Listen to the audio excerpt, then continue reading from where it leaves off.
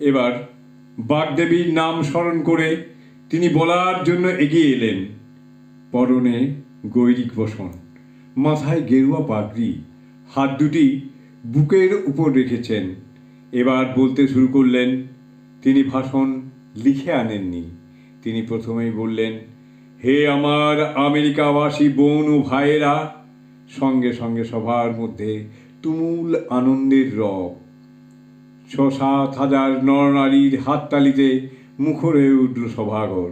হিন্দু ধর্মের নবীন প্রতিনিধিকে সবাই সাধুবাদ জানান।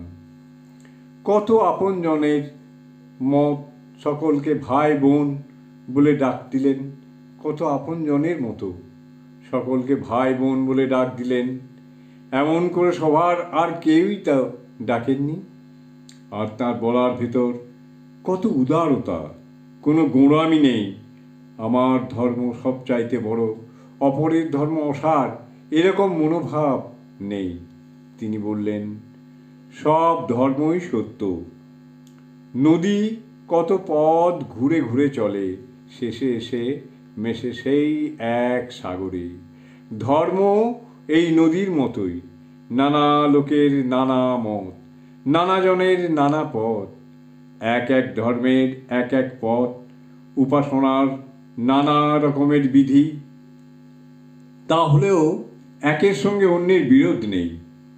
পথ নিয়ে বিবাদ করা তো মস্ত ভুল। পথ নিয়ে বিবাদ করা তো মস্ত ভুল। পথের শেষে কোথায় গিয়ে আজ হাজির হব? সেই এক ঠিকানায়, এক মহাসাগরে, এক মহাদেবতা ভগবান। সেই পরম দেবতার চরণতলে পৌঁছানোর জন্যই তো নানা পথ, নানা উপায়, নানা সাধনা। যুবক সন্ন্যাসী এই মহাসত্যই সবার কাছে তুলে ধরলেন। কাউকে ছোট করলেন না, মান দিলেন সবাইকে। অবাক হয়ে আমেরিকাবাসীরা তাঁর এই ঘোষণা শুনল। ধর্ম মহাসভার সব সেরা বক্তা হিন্দু ধর্মের এই প্রতিনিধি, এই তরুণ ভারতীয়। এ কথা সবাই মেনে নিল।